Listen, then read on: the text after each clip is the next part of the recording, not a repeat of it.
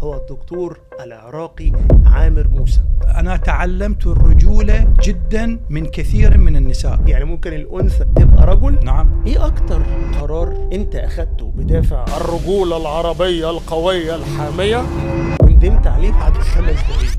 أنا لم أشعر أني كنت طفلا، أنا كبرت لما كان عندي 11 سنة.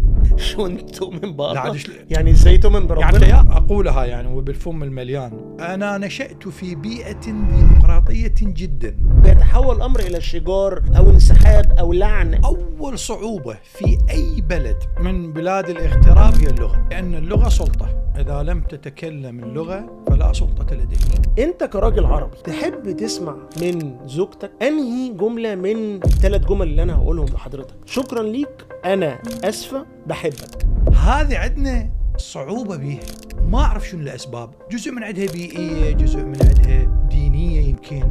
نصايحك إيه للشباب الصغير عشان يحافظ على صحته الجنسية؟ حقيقة لا أتمنى الغربة لعدوي، يعني الغربة مرض، ولو لم تكن مرض لما كانت عقوبة.